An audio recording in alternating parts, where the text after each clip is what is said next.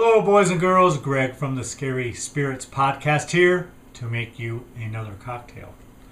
This week's cocktail is called Snakebite, and as always, is the featured cocktail in today's episode. I'm going to start with a tall glass. Then we're going to take some pear hard cider. I'm going to fill the glass halfway up.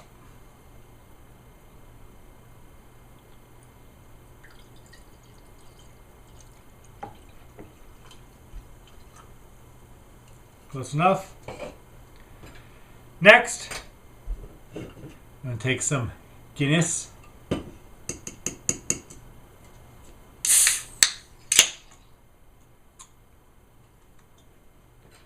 We're going to add it by pouring over a spoon. So we're trying to layer.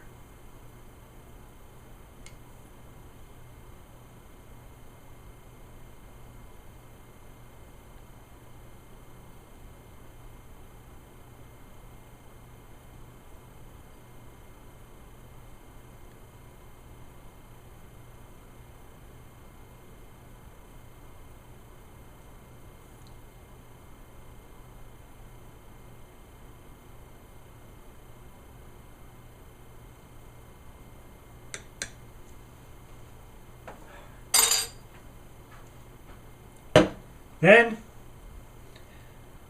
give the cocktail a moment to settle. This is pretty cool.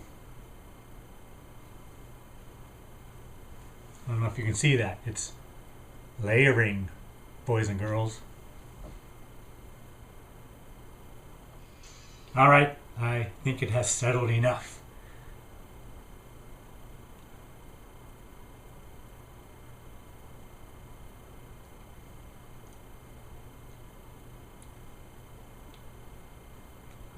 It's okay. I do get a little citrus. It's mostly Guinness, but there is some citrus in there. Yeah. Snakebite. Thanks for watching. Hope you enjoy the podcast. See ya. In this week's episode of the Scary Spirits podcast, The Reptile from 1966, we continue Greg's quest to watch every Hammer horror film.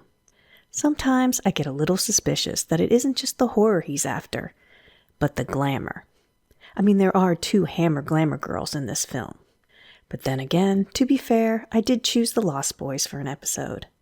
And not only for the pretty vampires and the spandex-wearing saxophone player. You just pictured him, didn't you? Well, not 100% anyway. Cheers! Welcome to the Scary Spirits podcast. Please be advised that the presenters may use adult language and or discuss adult situations. This podcast is not intended for younger listeners or those that may be easily offended. So, if you're ready, let's go.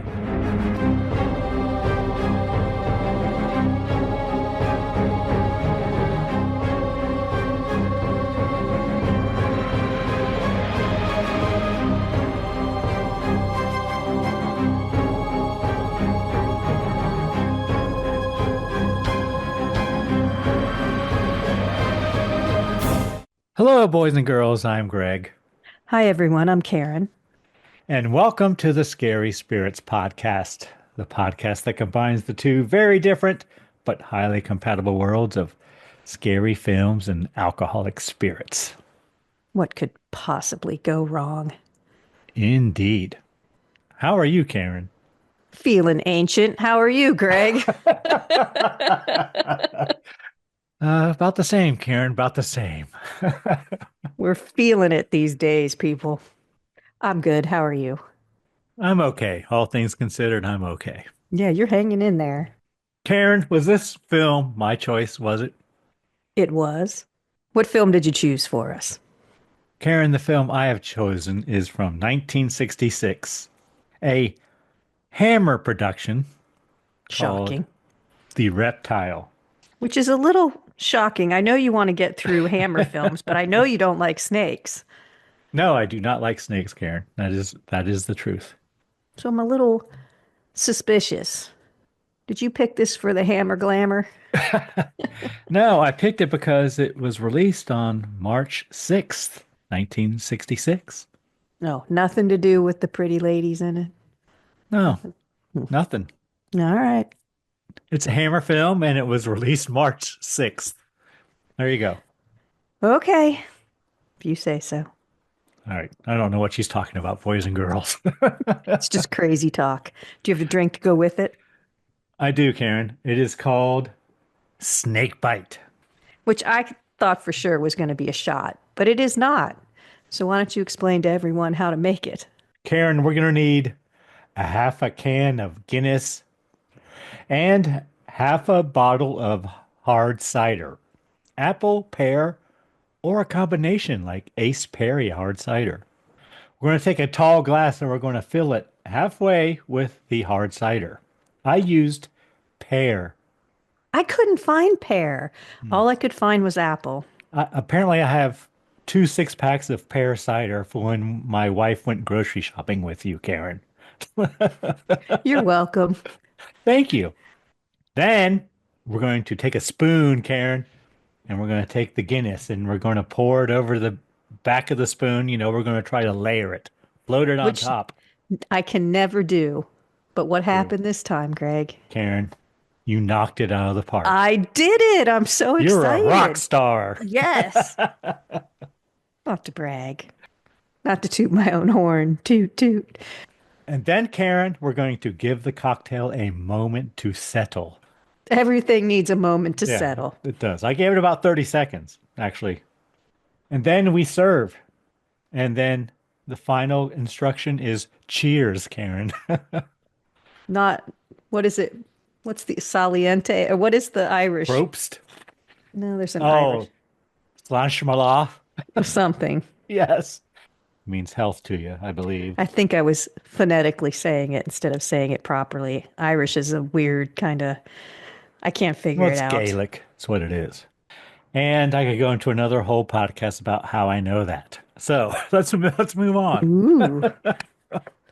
Let's not go into that tangent. Should we give our friends and listeners time to make their own snakebite cocktail, Karen? Yeah, and while you do that, he's going to tell me all about how he knows that Gaelic stuff. Yes, go ahead. No, I'm not. You're not missing anything, boys and girls. Hold on.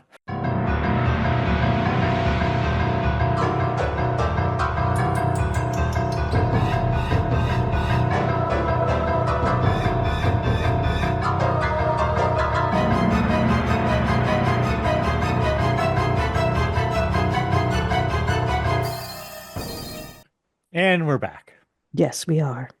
Karen, might you have a brief synopsis for us of this film from 1966, a Hammer production?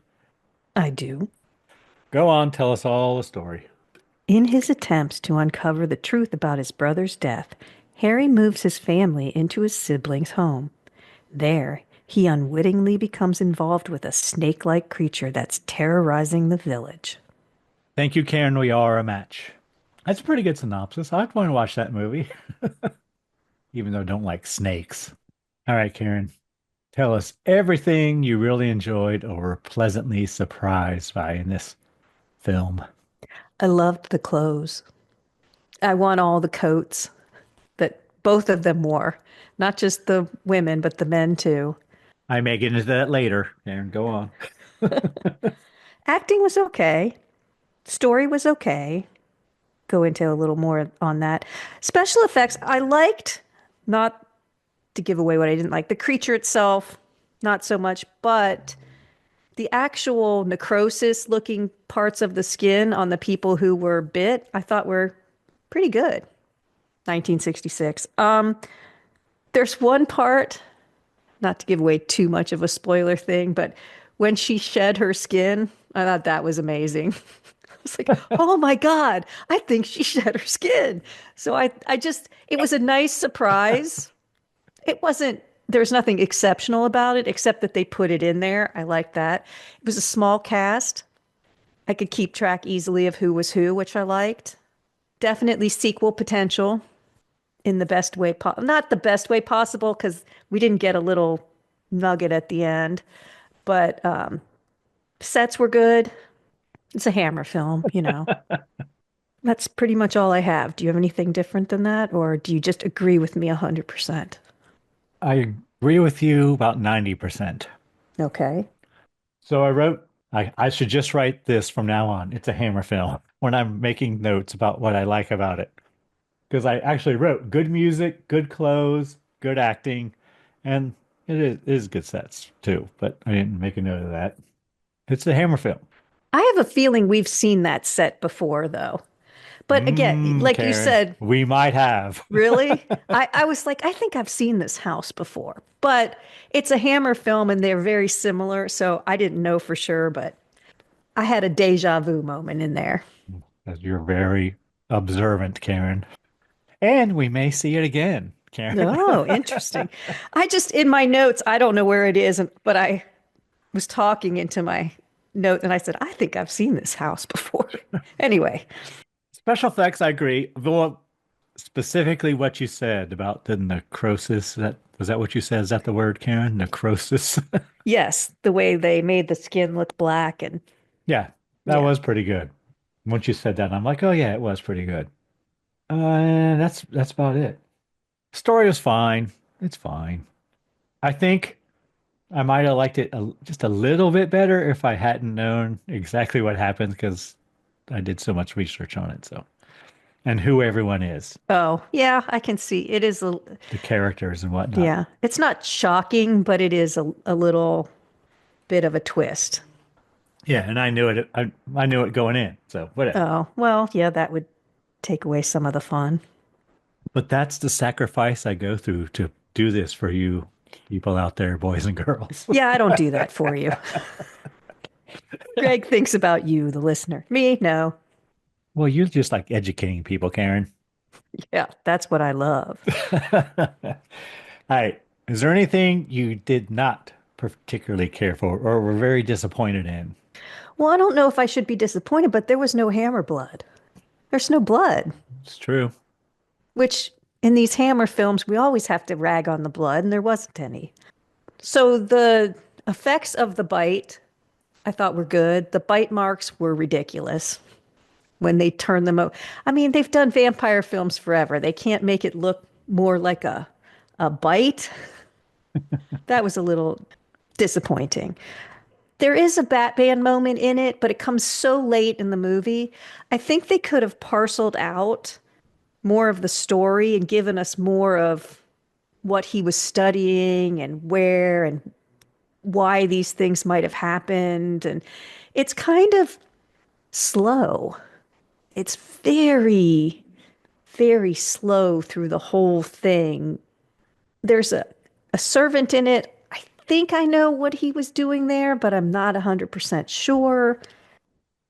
He was good. He was creepy and everything, but I guess he was there to keep them both in line, but it wasn't clear. And I think if they had given us you know me, I want to know the folk stories. I want to know more about what he was studying and where they're getting the information and all that kind of stuff. So that was they do it a little right at the end in this hurry up and finish the movie kind of thing.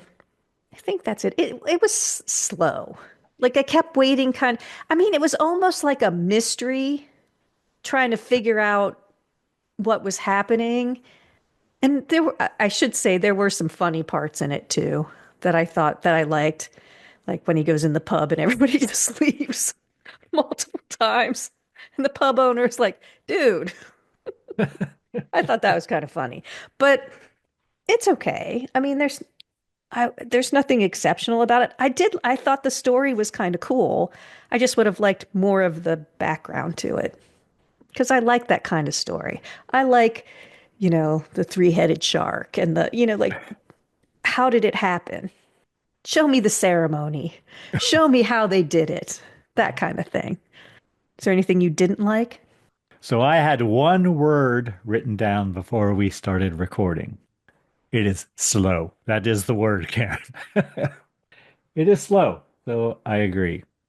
I wrote down shed skin because when you said it was, you enjoyed that part and how good the special effects were. And No, I didn't think the special effects were terrible. they were terrible. It was terrible, but I liked that they In put that it scene, in there. it was Yeah, terrible. but I liked that it was there. It was You just know, as it was a like a scuba suit painted green. yes, it was horrible, but I was like, oh, they made her shed her skin. That's what I thought. That's what I liked about it. The special effect was terrible. And most of the time when she's walking around, it's a scuba suit or even a dress. It looks like painted green. I don't know. And also, there's like sulfur pits that just come out of nowhere. Like, it's just, we needed somehow more story. And as slow as it is, you think they could have stuck it in there somehow. And then as you were talking about the blood, I wrote, well, yeah, there's no gore in it at all. And right after that, I wrote, I'm not sure it's a horror film. And then you kept on talking and said, I'm not sure it's a horror film. It's a mystery. And that's what I think too. Well, I mean, she's a snake woman, so that's going to be horror. But the story is more of a And mystery. there was not, we did not see enough of her. We did not see enough of Anna as Anna, and we did not see enough of her. It took, I mean, she doesn't show up until when, Karen? Like the last 30 minutes or something. Yeah, And I don't understand why. Because if I was the director and I had, what's her name? Jacqueline Pierce acting as Anna, I'm going to show her a lot more as Anna than I am as the snake creature. true. It's funny because while watching it, they're talking about Eastern cultures and whatever, and she comes out in a sari, right? Yeah. I thought for sure, I'm like, where's the dance? Like, where's the snake dance? This is a Hammer film. Where's the snake dance with the cobra in the basket and her? But it's 1966, so. But still, they always So, have like, the Beatles were playing sitars and things like that. yeah, but they could have, right? But they could have had her doing. Usually, they utilize the glamour girls a little better. Absolutely. They were And underutilized in this film, both of them. so I expected her to dance in some sort of snake-like performance so that you could kind of see where it was going. Yeah, It that's kinda what they would comes do out of it. today if they made this film. Like For they sure. put contacts in her eyes, right? Where you'd look at her for a second and see Yeah. them, and then Yeah, and during the scene I'm referring to about the sitar, I kind of thought, are they doing something with her eyes as they're doing their eyeball acting? no, I didn't notice it, but I was expecting it. But I really expected her to have more of a scene where she would dance I or thought her eyes got more green or something like that. maybe, or even handling a snake, or something. It was just, she was underutilized for sure. Yeah, because she is strikingly beautiful, Karen. They both are, but she really is. But Yeah. she is especially. So that's all I got, Karen. What kind of cocktail rating you want to give it? I'm leaning a 4. Really? I was going to give it a 3 just because it's a Hammer film and it's well acted and It whatnot. is, I guess. they But it's can't- so slow and But that's writing, and whatever. all right, it's your film. You want to do a 3? That's fine. I feel like I'd give it a I feel three like and a half. I'm going to make the actors mad at me, Karen. Heaven forbid. They were good. They were all good. They were. God love them. They did the best they could. I'll go a 4. You're right. 4 cocktails. But it's not a bad 4. I don't know. You think maybe it's a 3? I don't know. We've seen some pretty bad movies. It's not bad, It's but it's not good. yeah, I it's don't not good. I mean, it's good. I don't know how to explain it. Right? I know I've said this before. This is a movie I would walk in on my mom watching on a Saturday afternoon. 100%. It's a good B movie. Yeah. It's a good The Blob or what or Or I don't know. the three-headed shark. It's Yeah, kind of or whatever. It's what you expect it to be, but we've seen better that we've given 3s, I think. But we've seen worse that we've given 4s. It's like right in the middle And there. when you compare it to what I'm referring to it as, the special effects are a lot better than that, but still, it is what it is. It's a good 4, though. It's a good 4. Yeah.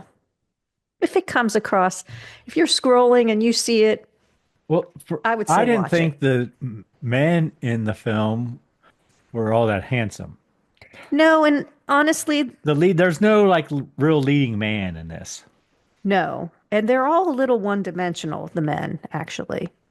So I think if it had a real leading man, a dashing, you know what I mean? I would give it a 3 Me too. because I like my dashing young men. Yeah, just the characters and all in all were kind of one-dimensional, I guess. You know what? Kind of. The women were better than the men Oh, they were far better. in Tell looks you what, and Karen, if I wasn't very, very, very, very happily married, I would find me a wife like Valerie. I would too. I mean, God She dang. stays immensely calm in some very stressful situations. Yeah, and she's gonna let me stay at the pub while she walks a mile back to our house Two so miles. that she can have dinner for me when I'm finished drinking. I laughed at that. I was like, oh, well, Hello. that's nice. I can tell you I guess that was a thing at some time. what your gift of a wife would say to you if you suggested that. Oh, I would dare not. You'd need a cart to come home if you did that. Yeah, I guess other people do that. All right. 4 cocktails. Before we get into it scene by scene, Karen, would you like to hear a review? Is it from the time? I said a review, Karen, not from Okay. the time. All right. Yeah, sure. First, I have to tell you, this has a 6.1 out of 10 approval rating on IMDb. Wow, that's pretty good. It gets better, Karen. A 71% approval rating on Rotten Tomatoes. See, it is good. You know what I'm going to ask you. What I'm do gonna go. Google users I'm gonna go think? lower. I'm gonna say 58%. 92%, Karen. Wow, really? Now I feel bad about the 4. Should we go with 3? No, it's a 4. All right. I can see why people like it, though. I can too. Yeah. Absolutely. Just didn't do it for me. The I don't review know. I think you're going to have some dreams about her in her snake suit. the review I have is from Turner Classic Movies, Karen, from September 26, 2003 by someone named Jeff Stafford. All right, Jeff, what do you got? And I'm going to read it. And actually, I think 2003 is when the DVD or whatever was released. So it may It's a have been lot later. in regards to that. The horror genre is overflowing with male monsters and macho demons, but female fiends and she creatures have always been a minority fringe group. Hammer Studios certainly tried to correct that imbalance with numerous gothic horror tales such as The Brides of Dracula, The Gorgon, Frankenstein Created a Woman, which is coming up very soon, Karen, Countess Dracula, which we've done, and Dr. Jekyll and Sister Hyde. We've done The Brides of Dracula as well. Oh, I like the Sister Hyde one. That will be interesting. Yeah, we'll get to it. I'm sure. It's not high on my list, but moving on. But one of the most overlooked and underrated of the Hammer horrors featuring a female monster is the Reptile. It was filmed back to back with Plague of the Zombies, which we'll get to, using the same period settings in Cornwall, but at the same time of its release. It was unceremoniously dumped on a double bill with the low-budget historical melodrama Rasputin the Mad Monk. Oh, I like that one. It deserved better and is now considered a minor classic by most horror enthusiasts. In many ways, The Reptile harkens back to the films of Val Newton, who did Cat People, the original Cat People, Karen, and the Universal horror pictures in both its atmosphere and tone. It opens with a grisly, half-seen murder. Charles Spaulding is attacked and bitten by something in a dark room within the manor house of Dr. Franklin, and dies a horrible death, foaming at the mouth and turning a sickly shade of green. His brother Harry, accompanied by his wife Valerie, soon arrive at the village to investigate the cause of death. What they find there is an inhospitable community that's suspicious of strangers and is obviously hiding some terrible secret. Harry eventually links his brother's mysterious death to Dr. Franklin's unusual daughter Anna and a strange snake cult in Borneo that Dr. Franklin was researching. The Reptile was filmed on the Bray lot where many Hammer horrors were shot, but director John Gilling was able to disguise that fact through inventive camera angles and exterior shots of nearby Oakland Court, which was the Franklin Manor house from the exterior. Jacqueline Pierce, who was the only Hammer actress to play two monsters, the Reptile and a resurrected corpse in The Plague of the Zombies, is best known among sci-fi fans for her role as Serverland, I don't know, on the British TV series Blake's 7. In The Reptile, her dark, sensuous beauty is used to chilling effect, particularly in one scene where she writhes on the bed in response to the strange chanting of Malay, her Indian manservant. The title creature is something of a throwback to the 50s and may remind some horror buffs of Cult of the Cobra, in which Faith Dermug played a shape-shifting snake woman who was stalking a group of GIs. But the Reptile has a visual elegance and sense of impending doom that lifts it high above its B-movie conventions. There's even echoes of Greek tragedy in the dark relationship between Dr. Franklin and his daughter. Her terrible curse is the result of her father's scientific curiosity. Andy Boot, in his survey of British horror films, Fragments of Fear, called The Reptile the ultimate sexual bad trip for the way it equates a young woman's sexual awakening with her primeval urge to kill for food. I missed that. Yeah, me too, Karen. And director Ken Russell even pays homage to this Hammer horror in his over-the-top adaptation of Bram Stoker's The Lair of the White Worm. So apparently it's a classic, Karen. I don't know, among horror enthusiasts. That reminds me, okay, there were some other things that I didn't, like there was music that they heard that we never found out what that was. There were things in it that could have contributed to the story more and would have helped out, I think, that just go nowhere.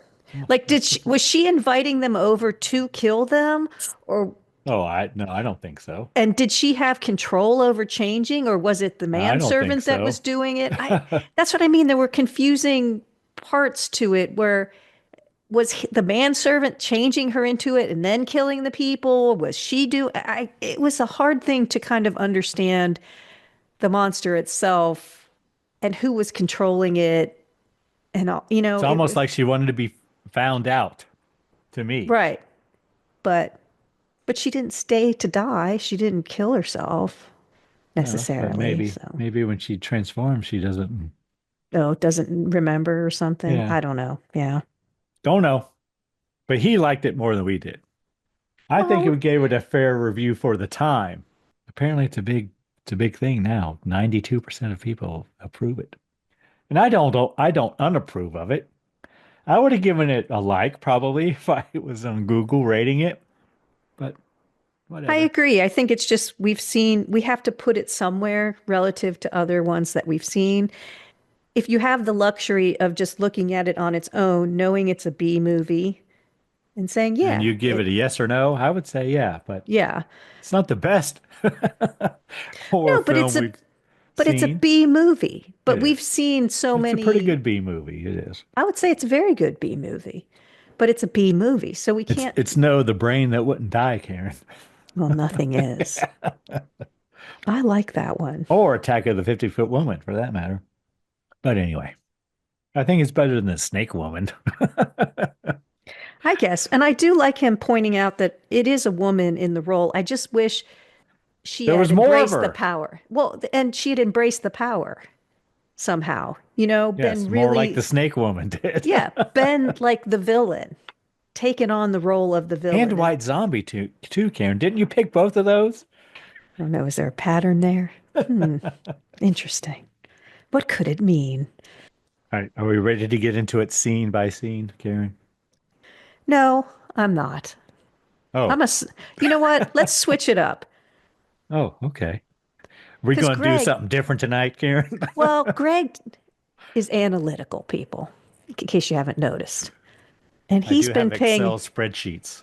yes, he does. And he's noticed that most people listen to our review and then leave before the scene by scene, right? Some people listen to the True. scene by scene, probably to go to sleep at night. I get it. And we're all for that. That's it. Sell it, Karen. Sell We it. love it if you'd listen because we're funniest in that part. But you miss the upcoming film if you do that. So I'm thinking, I'm going to tell you what my pick is for next week. Right here, Oh, right now. right now, Karen? Right now. Shocking. No, let's get crazy. What film have you chosen for us next week, Karen? Unfortunately, it's a 2012 made for TV movie called Red Clover. Any reason you chose that film, Karen? Can you guess? We are getting close to St. Patrick's Day. Yes, we are. So instead of doing Leprechaun 12, we're going to do Red Clover, which is probably going to be just about as good as Leprechaun 12 if that exists, which it Oh, doesn't, but we'll see. made for TV movie. Do you have a cocktail to go with it? I do. Okay, go on. What is It's that? called the Clover Club Cocktail. You're going to need 1.5 ounces of gin, half an ounce of dry vermouth, half an ounce of lemon juice, half an ounce of raspberry syrup, a 1/4 ounce egg white, which is about half of one egg white, and you're going to garnish with raspberries. You can make your own raspberry syrup or you can buy it. You're going to add all the ingredients to a cocktail shaker with ice, shake until chilled, and strain. Add the drink back to the tin and shake again without ice and pour into a chilled Ooh, cocktail two glass. shakes. I know, a double shake and garnish with some raspberries. I think I have all of those ingredients, Karen. You have raspberries? I might have some frozen ones. Raspberry syrup. I have So it's raspberry got that syrup for nice sure. it's got that nice foam on the top of it. Well, I'm sure we'll all look forward to that, Karen. Delicious. All right, now are we ready to get into it scene by scene? Okay, don't leave. Listen. But if you do want to go to sleep and you don't want to listen to scene by scene, you can hop on over to Bedtime Stories with Scary Spirits Podcast. Check those out. There's 2 of them so far. Okay, now, come on, Greg. I'm ready to get into it scene by scene. Oh, okay. Sorry. It's taking you so long. Get your shit together over there. The Reptile from 1966. Karen, do you know in 1966 this was rated X in the UK, Karen? Really? Yes. So I Wow. looked up what is an X rating in the UK, and actually that is a classification that was used by the British Board of Film Classification from 1951 to 1982, meaning a film was only suitable for those aged 16 and over. Wow. So it's a 16 over film. But then when the DVD was, or Blu-ray or whatever, the most recent thing in 2006, it was rated 15. So 15, really? 15. There's If you're no 15 gore and in older, it. you can watch this. Hmm. I guess maybe there were horrific events or something.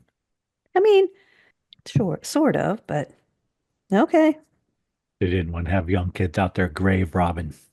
And the film opens and we have a man walking in the woods. Oh, And wait. I immediately thought of you because I thought, well, there's no carriage. There's no wagon of any sort. Where did you watch it? I watched it on archive.org, Karen. Yes, so did I. It's not available on Amazon right now, but it could be later. But Could be, but archive.org. it's Yeah. always going to be on archive.org for free. True. So there you go. But yes, they do start in the woods. And I'm like, Hammer Films. And then I wrote, I think it's supposed to be dusk, but it's pretty bright. And we see a shadow following him. Then he arrives at a house and finds a note. He then goes next door, and right now I'm just now realizing what this is all about, Karen. So Oh, a light bulb just went yes, off a above? light Okay. bulb just went off in my head. Okay. He who does all might the be a 3 research. now, Karen. But no, it's not. So then he knocks on the door and he just walks in, Karen, because that's Yeah, what you that do. happens a lot in this movie. Yeah. And then we see a man telling him to get away, and he is grabbed from behind and bitten on the neck by some creature, apparently. His face is black and he foams at the mouth. He gone, Karen. Falls down the steps. And there's the manservant down there, looks up at the guy who warned him and sort of smiles. And I think the manservant looks Indian, don't you think, in his Yes, traditional he does. dress? And the man we're referring to walks with a cane the Yes, whole he movie. does. We don't know who he is yet, but he's Dr. Franklin. We never find out why he walks with a Spoilers. cane. No, we don't. So then Dr. Franklin picks up the note and reads it. And Because the guy dropped it when he fell down the stairs. more eyeball acting. And then we see the servant guy dumps the body in the town cemetery. Yeah, just leaves it there. And we have credits. Next, we cut to a coffin being taken through the streets. And apparently it's the body of the guy we just saw killed. It is Mr. Spaulding, Charles Spaulding to be exact. See his grave, and then we see this Dr. Franklin character come and he puts a wreath on the grave at dusk again when no one's around. Then we cut to reading the will. Apparently Mr. Spaulding's brother, Harry, gets everything pretty much, and including a cabin, and the brother says he plans It's to a live cottage. in the cabin. A cottage. It's an English cottage, Greg. It's not a cabin. And yes, apparently Mr. Spaulding, who was knocked off, wasn't married, didn't have kids, so his brother gets everything. His only brother. And his only brother is married. So they're both sitting there. And we learned that Charles died from a heart failure as the official cause of death. Then we cut to Harry and his new wife, Valerie, arriving in town on the train, I wrote. Yes, and they arrive at the station and there's nobody there. Nobody. And apparently he knows it's a 2-mile walk, but he's looking at a map. He knows it's a 2-mile walk to the town. So they arrive at the... She's a trooper. I don't know what kind of shoe she's wearing, but she's like, sure, I'll walk the 2 miles. She's not going to leave they leave their luggage. And she's dressed pretty snazzy, Karen. Yeah, I agree. And she brings her kitten. I couldn't tell what it was at this point. I didn't realize what it was until much later. But anyway, so they arrive at the town. Harry goes to the pub, and no one wants to help him with directions. I wrote, the publican, which is a word I just learned, Karen, the publican, tells him people don't like strangers, and he tells him he should sell the cottage. Yeah, nobody's being really supportive of him taking, even the lawyer. It's not much. Yeah, you should sell it. You should just sell it. You won't get anything for it, but you should sell it. Then Harry and Valerie walk to the cottage. Again, it's another 2 miles. And they seem to like it, Karen. I wrote. Well, they're newlyweds. It's pretty. It's a cottage. I could live in a cottage in the country like that. And then Harry carries Valerie over the threshold, as you do. They walk in. The place is a mess. It looks destroyed for some Apparently reason. It's been ransacked. Yeah, I don't know if people were robbing it or looking for something. We never really... Don't know. It's never explained. Never explained. And they begin cleaning up. And Harry is very sorry. He is very apologetic to Valerie. Felt bad for him right here. Then we cut to men singing in a pub. As you do, Karen. As they do, yes. And then Harry enters and wants to know who wrecked the cottage. And the men tell them it wasn't them, and they leave. They take umbrage. Yes. And they're like, I'm not going to drink with someone who accuses me of. But I did notice something when, what did you call him? The publican gives Harry the glass of beer. It's in a clear glass. When everybody leaves and he's cleaning up, he's picking up all metal stein-like things. So I looked up, what's the best way to drink beer? Tankard, I think is the ones with the tops on them. Tankard. That's a stein is what I would call it. But the tankard. But he's picking up these silver tankards, Mm-hmm. but he hands Harry a glass, A pint like glass. a modern glass, it Yeah. looks like. So, for the best beer taste, most experts recommend using a glass mug specifically designed for the type of beer you're drinking, as different shapes and sizes can enhance the aroma and flavor profile. For example, a tulip glass for hoppy beers, a Weizen glass for wheat beers, or a classic beer mug for lagers and stouts, as the thicker glass helps to maintain the temperature. Mm-hmm. I knew that, So, Karen. You didn't know that? but there is no, because I don't like beer. The Japanese think that drinking beer out of ceramic cups makes the beer taste better, just Okay. to give you something different. But he gave him a container much different than he had given anybody else in the pub. Didn't notice. You would think I would, but did I not know. notice. I'm disappointed, Greg. I was looking at that pint filled with beer, Karen. Yeah, it looked pretty. It was pretty. But it was like it was very modern. And then he's going around the pub picking up the medieval cups that everybody else was using.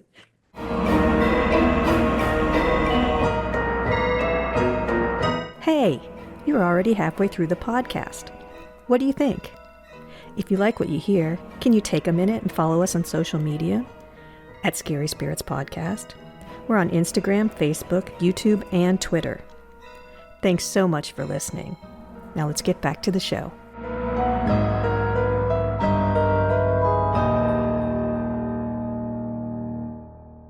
So then we cut to the cottage, and Valerie has to go out and pump some water, Karen. Well, and she's got the whole place spick and span. Like everything's put back together by the time he gets Harry back. could have been there helping her. We don't know. But yeah, she's got to go pump water in the back for the kettle. And Dr. Franklin comes up behind her, and he says he is looking for his daughter, basically. And then he insists on entering their cottage to look for her. Yeah. Her husband's not even there. He just walks in her house. Doesn't care. He has to check. And she asked him if he knew Charles and if he was Charles's doctor, but he says he was not Charles's doctor. He's very aloof, Dr. Franklin. Yeah, he's not a very nice dude.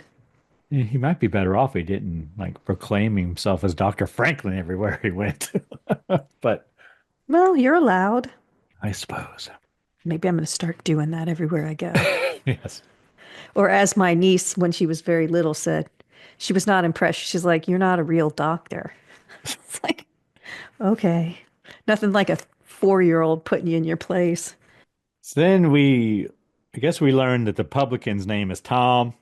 I call him Tom the rest of the time. So what's the difference? So you're going to call him a publican versus a bartender? Or is he the owner? Is that what a publican is? I don't know. It was in he's credited as the publican. I'm like, ooh, that's a nice you word. didn't ask Google That's a what it better, was? because I've always struggled with the bartender, the pub bar owner, the inn owner. Yeah, they're all publicans, apparently. So I don't know. A person who owns or manages a pub. There you go. Publican. So then Tom the publican gives Harry a carriage to use to take his luggage back to the cottage. Did you see his luggage? Yeah. Wicker luggage. One piece of luggage. They're Yeah, it was a moving big there. one. I guess. I was impressed. And Michael Ripper plays Tom, and he's in lots of Hammer films. And he's good in all of them, I think. So, but we'll see more later in other films. Dr. Franklin does tell Val that it's his house over across the way, the big house. So then as Harry is riding back to the cottage, I guess the horse gets spooked and Harry gets out of the carriage to look around and he's jumped from behind and it's who we learn is Mad Peter, Karen. And he hears music when he's out there. Yeah, Mad Peter does. We hear it.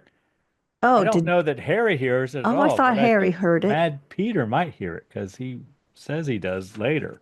Okay. But Mad Peter says he thought he heard the people who killed Charles. And then Harry invites him to supper. Valerie won't mind. Mad Peter, I think, is comic relief. Yes. Yes, he is. But he's like, "Oh, I'm old. Oh, my shoulder." I was like, I'm feeling you, Mad Peter. I'm feeling you. So we cut to dinner. They tussle a little bit, and They then do. and then Mad Peter's like, got any like food or I don't know. Somehow he wants coffee, and then some, and then that goes into and being invited for dinner. Then we cut to dinner, and I wrote, Mad Peter's very hungry. Yes, he hasn't eaten in a while. And Mad Peter tells them a little about the town. It's an evil place, corrupt and evil. And we Yep. basically get a history of the town, is the whole point of this scene. Well, there's not, he showed up 20 years ago. It used to be a good place.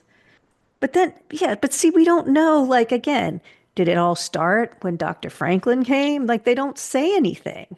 It's just all of a sudden the town's evil.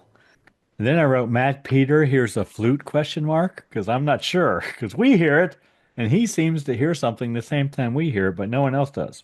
But anyway, I wrote, Harry and Valerie can't hear it. Mad Peter tells them he heard it the night Charles died, and then Mad Peter runs away. Almost like he doesn't want to be heard talking about it. Then Harry tells Valerie that if she wants to leave, he will take her away. But she agrees to stay there as long as he never leaves her alone, Karen. Which he breaks that promise multiple times, but whatever. So then we cut to Harry and Valerie sleeping. Harry gets up because he thought he heard something. He goes downstairs and sees Mad Peter in a window. And he lights one single candle and the whole room lights up. But yeah, he does. And he doesn't take the candle down the stairs with him. He left it upstairs. But yeah, Mad Peter doesn't look good. Harry takes Peter inside, and then Mad Peter begins foaming at the mouth. His face turns camo green, I wrote. Different shades of like green, like a camo thing. Hmm. And Harry goes to get Dr. Franklin because, he's a doctor, Karen.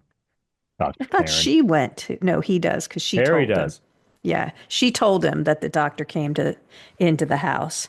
So Harry runs into Dr. Franklin's house, just walks right in, and he asks him to come to his house because a man is dying. Dr. Franklin is a doctor of theology, not medicine, he tells him. Yeah, which is actually a THD instead of a PhD. Okay. It's typically awarded by seminaries, divinity schools, and schools of theology. Do they still have the doctor prefix to their name? Yeah, it's Oh, just okay. not a it's it's a doctorate of theology, so it's a THD. Okay. And it's usually Christian in origin, but doesn't have to be. But eventually he relents and agrees to go with Harry Which he's not going to be able to because do he's very anything. knowledgeable. I've traveled the world. True. Well, so has Harry apparently, True. but they So just is bring Tom. around everybody. Mad Peter looks like I would think some sort of plague. So I wouldn't drag him in my house. I guess I'm a little meaner than these people. I'd be like, good luck to you, Mad Peter. Slam the door. I don't I mean, I remember wouldn't that, do that, Karen. but it looks like the plague. So I'm just surprised that they're bringing him in so close to them. Dr. Franklin arrives at the house, believes Peter had a seizure. He was a known epileptic, he says, and he leaves. Good day. Yeah, good luck with that. Well, because Yeah. Peter's dead by the time they get there, There I you go. think. And again, Val's just like in the room.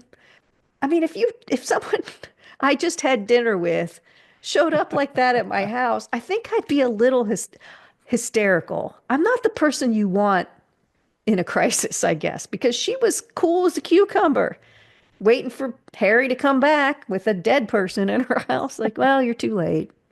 And then they say, well, what are we going to do with him? Well, we can't just leave him here We can't leave him in the house. That's creepy. sitting at the kitchen table. Yeah. So I thought Harry said he was going to put him out in the yard, but apparently he puts him in a barn. Is that what he's doing? An Yeah, I attached think there's barn or like a something? shed in the back there. All right. And then he hears a noise, and there are shadows in the shed or whatever it is. And we see it's Dr. Franklin's servant, Malay or Melee. I don't know. He just looks at him, right? Make sure he's dead or something. I guess. It would have been cool if they would have slithered out of the ground. And we cut to the funeral. After, they're buried, they come back. Cut to the funeral. And Tom the publican tells them the people of the town believe Peter died from the Black Death. And then Tom invites them to come in and have a drink. But Valerie would rather walk home because she has to get Harry's dinner ready. Two But she tells miles. Harry that he can stay. Yeah, that was I'll walk hilarious. home and get your dinner ready. You stay here and have a I can't stay and have a drink. I gotta start dinner. What is happening here? That was comic. go, girl. You go. That was comic relief to me. I was almost kind of shocked that Harry said, "Oh, okay, dear." Put in, but Yeah, they just whatever. had a person die in their house, and he's like, "Yeah, go ahead." So then inside, Harry asks Tom about the Black Death. And he asks Tom if he believes the people died by some kind of magic or witchcraft. Tom, the publican, doesn't know, but he admits he is frightened and he would like to help Harry, but he can't. Then we see Valerie walking home and she finds a spring trap, like a claw trap or whatever. Yeah, for rabbits, I think. And she triggers it and then throws it into the moor or the swamp, whatever is there, because they live across the moor, Yes. which we talked about a couple episodes ago, boys and girls.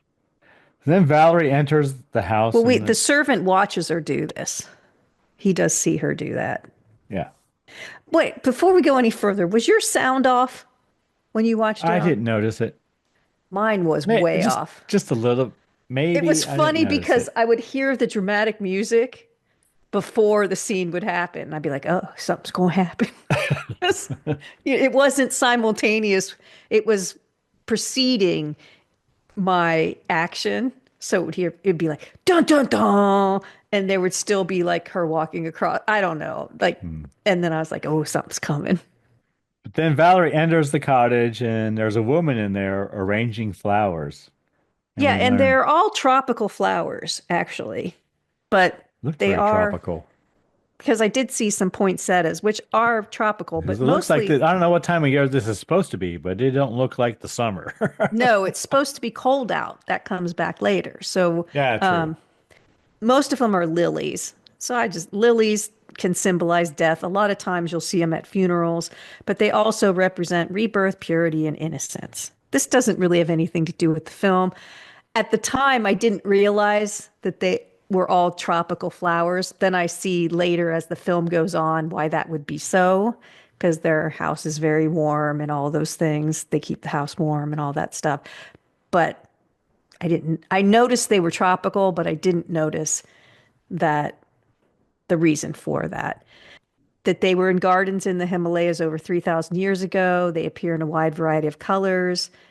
They are toxic to cats, which I knew, which is funny because she's got a cat. I thought that was going to come into it, but it doesn't. But they can symbolize death, purity, or rebirth, and even hope sometimes. I thought maybe it was going to play a role because they were everywhere. She has so many flowers in that house. I thought it was gonna somehow play into it, but it doesn't. So we learn the girl in the cottage there is Anna Franklin, the doctor's daughter. Anna invites Valerie and Harry to dinner that night. And I wrote, Anna seems very nice. Yes. You would like her to visit your cottage in England. Well, yeah, put flowers in my house. Yeah. Invite you to Just dinner. invite herself in and Yeah. surprise me. Woo! With flowers and a dinner invite. Yeah.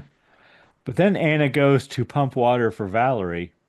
But Well, we she see does say, well, you can come to dinner. My dad will be there. Kind of like wah he wah. Yeah, then she goes to fill the kettle.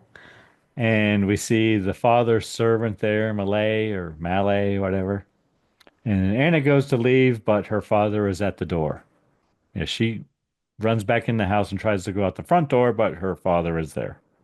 And Dr. Franklin reluctantly agrees to have Harry and Valerie come for dinner. So then we cut to that evening, having dinner. Well, they're having a drink of wine, I think, before dinner at this point, Karen. And Dr. Franklin tells them about his travels studying primitive religions. I think most religions are primitive, Karen, aren't they? Maybe primitive time. Maybe all of them may be primitive. I don't know. But Oh, anyway, some are newer. The Book of Newer Mormon doesn't mean was, they're not primitive. well, that's true. I think they're talking timeline, though. So then he tells them that Anna is not joining them for dinner because she is being punished. Punished? Punished, yes. Punished, yes. And it's very warm in the house. Harry's he's like dabbing his forehead, but Dr. Franklin talks about his travels. It was always in tropical areas. That's why he has to keep the house warm. And I'm like, oh, okay. I'm starting to put the pieces together now. And they're going to have Oriental food. Yes, and Harry sees Anna at the top of the stairs as they're entering the dining room. So then we cut to a very short dinner thing, and then cut to after dinner. And Dr. Franklin allows Anna to join them after dinner. And Anna shows Valerie all her pets. She has a whole pet room. So she's wearing a sari. Yeah, at that part, I didn't really get either, but I guess she eats them, but I don't know. Well, they have to lock them up to prevent her from eating them, I think. But there's a lot of them. So the history of sari-like drapery can be traced back to the Indus Valley civilization, which flourished during 2800 to 1800 BCE around the northwestern part of the Indian subcontinent. Cotton was first cultivated and woven on the Indian subcontinent around the 5th millennium BC. Dyes used during this period are still in use, particularly indigo, lac, red madder, and turmeric. Silk was woven around 2450 BCE and 2000 BCE. I think I read it came from the Sanskrit word meaning three pieces. I think there's three pieces to a sari, but she's looking very Indian like the servant. Yes, and I looked her up in my Hammer Glamour book, the Hammer Bible, Karen. And there's a little paragraph about this scene. She says, well, it says in the book here about Jacqueline Pierce, a photograph of her wearing the red sari from the Reptile reminds her of Hammer's wardrobe mistress. Rosie Burrows put all of the, this is her quotes. Rosie Burrows put all of the costumes together for me, and I think she did very well. I've got such happy memories of all the crew, including her and Bert Batt, the assistant director. It was very sad when Hammer left Bray. I think we lost something special. She looks beautiful. It's a beautiful sari, and she's beautiful in it. Yeah, she is. Like I said, she is striking. Yeah, so it almost is like the men folk need to talk because he Yes. insists that his daughter take Val to see her pets, and there And- are a lot of them. And I wrote, Dr. Franklin and Harry talk as Dr. Franklin has a cigar, but Harry does not. Then in the pet room, I think Anna begs Valerie and Harry not to leave the cottage as they're alone. Like the women are talking and the men are talking, right? And it's like kind of the opposite. You know, the men, Dr. Franklin's trying to convince Harry to leave, and Anna's trying to convince Valerie not to leave, right? Right. She closes the door, and Anna says, I need to tell you something. Dad's going to try to get you to leave the cottage. Don't leave. And then out, you're right. And then the men folk are talking, and he's trying to convince Harry to leave. And Harry tells Dr. Franklin he has no intention of leaving. Then Dr. Franklin makes Anna play some music for them, I think on a sitar, I wrote. Yeah. Do you know anything about it? A little bit, not a lot. Did you ever play one? Hell no. Okay. Well, a sitar is a plucked string instrument originating from the Indian subcontinent. Was invented in the 18th century and arrived at its present form in the 19th century India. Used widely throughout the Indian subcontinent, the sitar became popularly known in the wider world through the works of Ravi Shankar, beginning in the Ravi late Shankar. 1950s and early 1960s. The advent of psychedelic culture during the mid to late 1960s set a trend for the use of the sitar in Western popular music, with the instrument appearing on tracks by bands such as the Beatles, the Rolling Stones, Metallica, and many others. It looks hard to play to me, but what do I know? I don't play an instrument, so. It's a different. Is it more fretboard. like a harp or guitar? More like a guitar, but it doesn't look like it because the frets are all different. So whatever. It's very long neck, yes. It almost looks, you hold it like a stand-up bass, kind of, right? Kinda. And then I wrote, Anna and her father have a stare down as she's playing. This is what I was thinking, are her eyes changing? I couldn't really Yeah, I tell, didn't but notice that. That would have been good, though. But he's like, she's an accomplished musician. She doesn't look like she wants to play. Then she starts playing, and I don't know if she's playing something she shouldn't, but I don't know. because he gets angry. He gets mad. Yeah, they have a stare down, and then Dr. Franklin tells her to stop. He grabs the sitar from her and breaks it and throws it into the fire.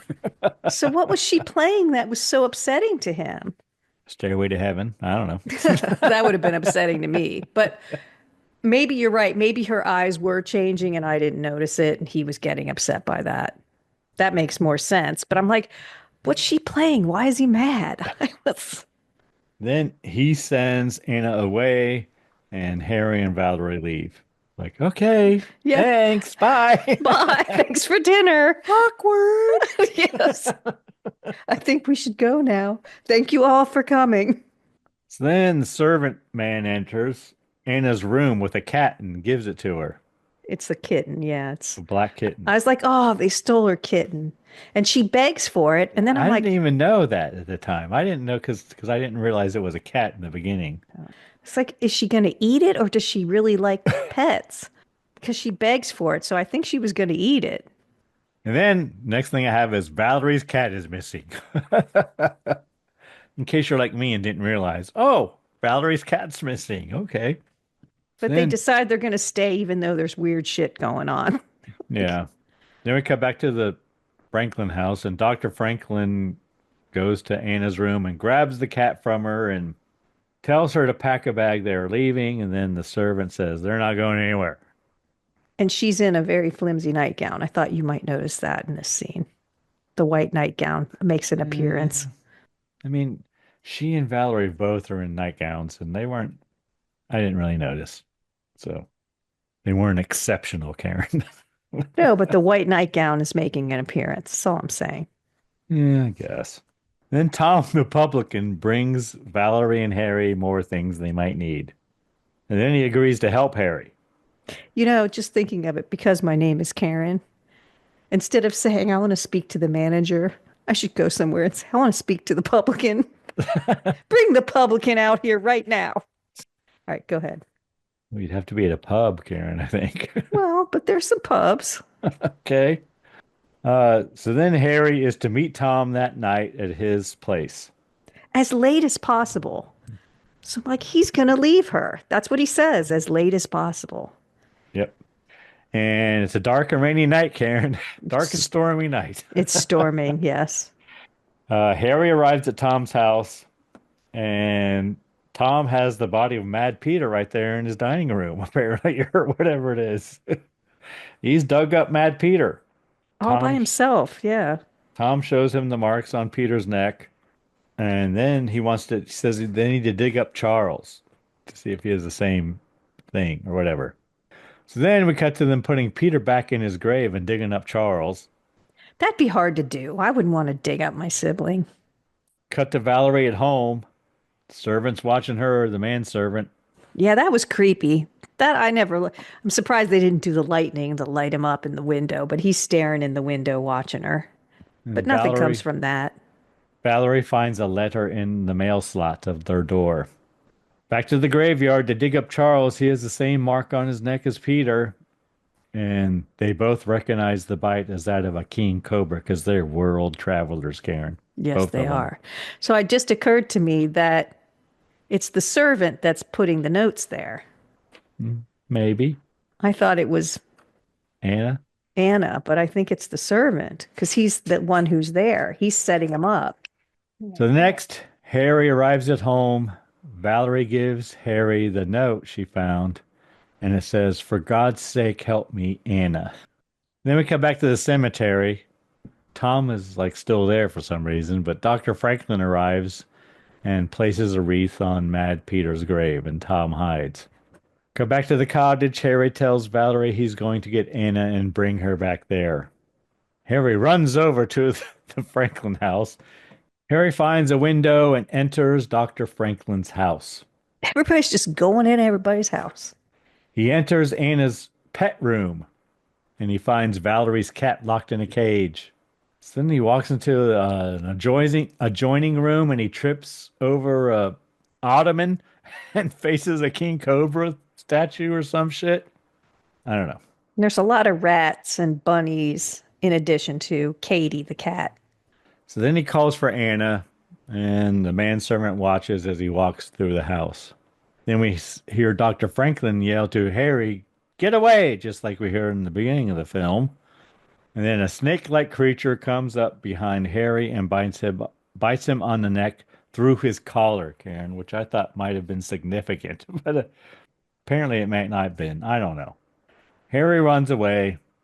I don't think And the bite was as serious because the doctor warned him. and the servant I wrote smacks Dr. Franklin. And I'm like, oh, He mad. he's not this might not be the servant after all. I know. So then Harry arrives at home. He yells in, Valerie, Valerie, Valerie. Tells Valerie to get a knife, and he has her cut the bite on his neck.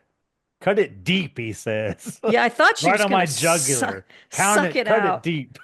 But so I thought she was going to, you know how in Yeah, the suck out movies the venom. which you shouldn't do. So You're not supposed to cut an X over the bite and then suck the venom out? no, because anyway, anti-venom is the only specific treatment that can help prevent or reverse the effects of snake venom. Antivenom is an antibody that binds to the venom components and prevents them from reaching their target. It's most effective when given as soon as possible after a snake bite. So here's what happens, Greg. What if First- you're bitten on the hand and someone just chops your hand off? First aid for snake bites. 1, move away from the snake. Okay. That one I would do. Okay. 2, stay calm. No, not happening. Remove any jewelry or tight clothing because you're going to swell up. Clean the bite with soap and water. Cover the bite with a clean, dry bandage. Watch your breathing and heart rate. Seek medical help. Don't try to suck the venom out. Apply ice or shock the bite with electricity. These methods can cause more tissue damage or spread the venom. Oh, don't do any of those things. Don't Okay. try to suck the venom out, apply ice, or shock the bite with All right. electricity. So it sounded like you said, don't suck the venom. Apply ice. Yeah, I can see how. Okay. Don't suck the venom out, apply ice, or shock the bite with electricity. These methods can cause more tissue damage or spread the venom. Which is funny because I would have thought that's what you do. But then wouldn't you get venom in your own mouth if you did Just spit that? it out. Still, you're not going to spit it all out. It's like siphoning gasoline, Karen. Yeah, you get gasoline in your mouth. Yeah, you do. Well, snake venom's a lot worse than that. Anyway, while we're talking about it, where would you think the highest number of deaths from snake bites in the world occurs? And if you've been listening, you'll know the right place. India. Yes. India has the highest number of deaths from snake bites in the world. Between 2000 and 2019, an estimated 1.2 million Indians died from snake bites, which averages to 58,000 deaths per year. And this, again, don't apply a tourniquet. This will cause more damage. It actually worsens your outcome and makes it more likely that you could lose your arm and or leg. That is because it keeps all the toxins in one place and gives it more time to cause damage. It also cuts off blood supply to any healthy tissue, causing more damage. If you try to suck out the venom, doing this will only introduce infection and cause more damage. So we're doing it all wrong. All right. But he tells her to cut his neck deep. Yeah, and she helps him up to bed. Yeah, she is cool as a cucumber this whole time. She's not like, what's happening? Oh my God, what should we do? She just takes that knife, cuts his neck, takes him upstairs, tucks him in bed. And then she runs all the way to town, which is like 2 miles. But next we see the servant Malay tells Dr. Franklin he must find out if Harry is dead or alive. Valerie runs to town to see Tom, the publican. And Harry is having nightmares, I wrote. He's tossing and turning. But Valerie brings Tom back to the cottage. Tom checks Harry's wound. Dr. Franklin arrives. Tom tells him that Harry is dead. He gone. Yeah, somehow Tom knew what to say He there. did. And he won't let him in the house. He won't. So then Harry makes Valerie some tea, or And it's actually it's cocoa, Yeah, we want some of this cocoa.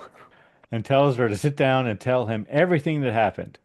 And then we cut back to Dr. Franklin's house, and the manservant is reciting a chant, and Anna is writhing in the bed, Karen.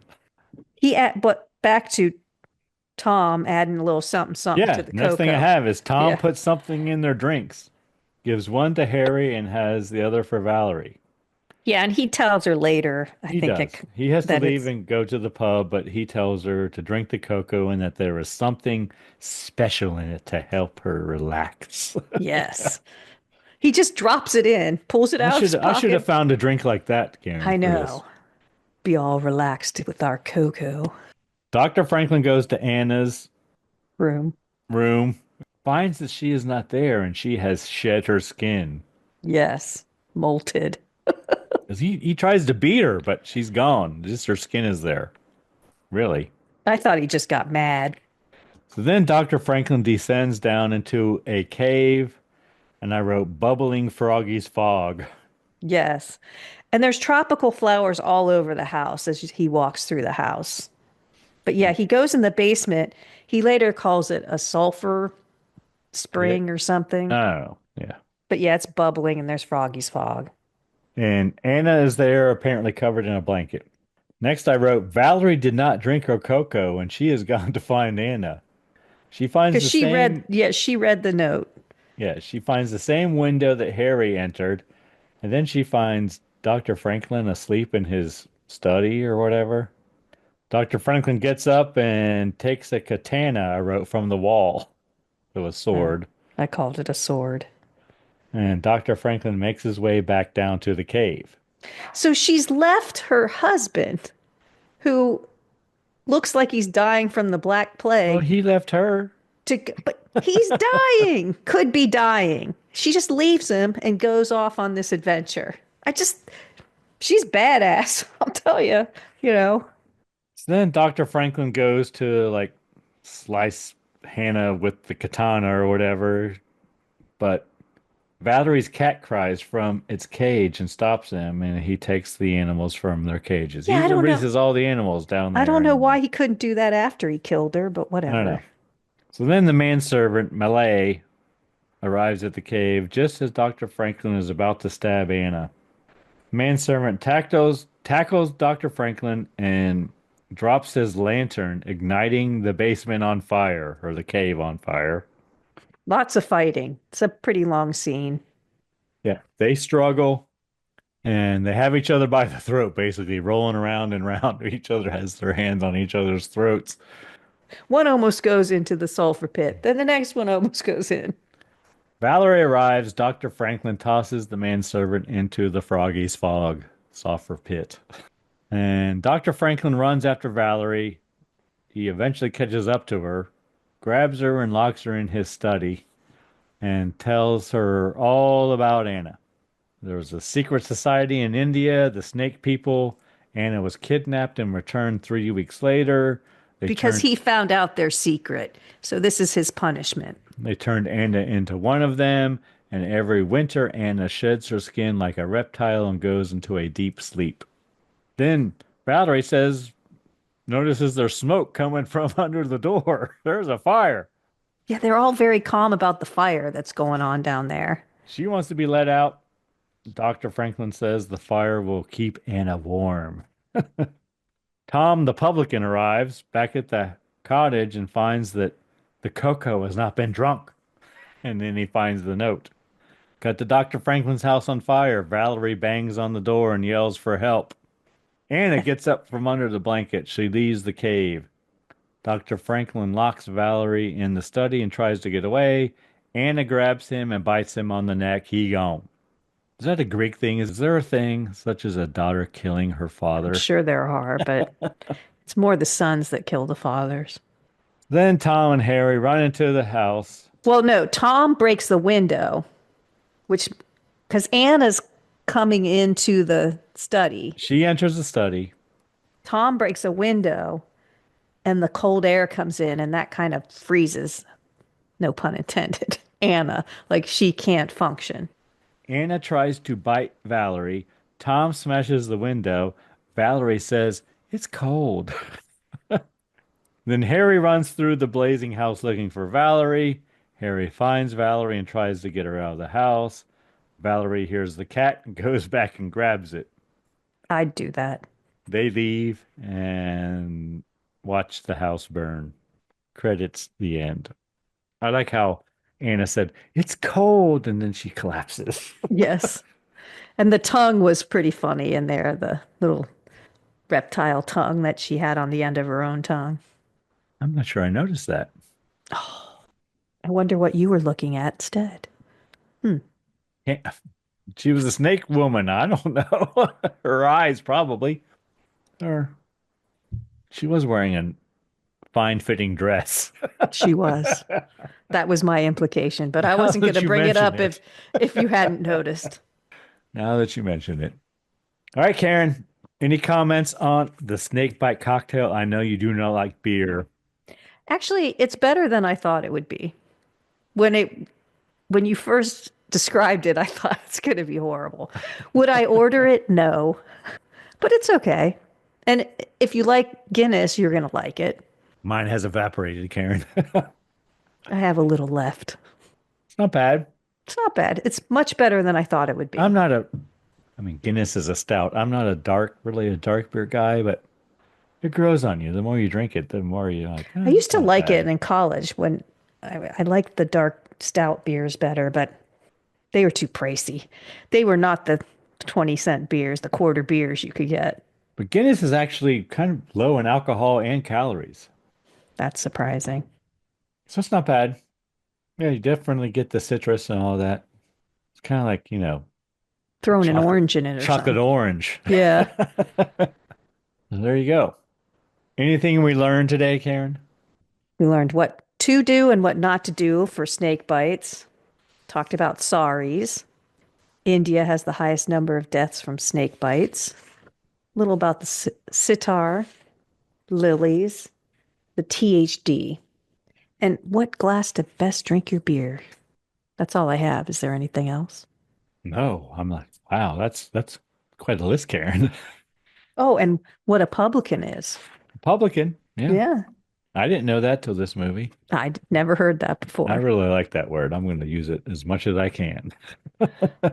When you listen back to this, you'll see that you did. I'm going to try to use it in my everyday life.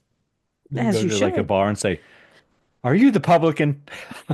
That's what I said. I want to speak to the publican. All right. We've already covered next week's movie, but do you want to do it again? For those No, I who- think, they've already heard it. We don't need to repeat ourselves. All right. They're smart. Okay. Anyone you need to thank this week, Karen? I need to thank our listener. There's a lot of podcasts out there. Thank you for spending time with us, especially getting to the end. What about you, Greg? Who do you need to thank? Karen, I'm going to once again thank the people of the Keystone State. We love the It is Keystone just State. shocking to me, but thank you, Keystone State. On your Excel spreadsheet, they do very well. They do on my Excel spreadsheet. Nice. And of course, the band First 13 for providing all the music in the Scary Spirits podcast. The music definitely makes the podcast better. Anything else, Karen? Please drink responsibly. Yes.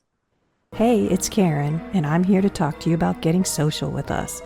Did you know you can follow us on Facebook, Instagram, and YouTube at Scary Spirits Podcast? Or check out our website, scaryspirits.com. If you have something to say, email us at info@scaryspirits.com. And as always, thanks so much for listening. Please drink responsibly.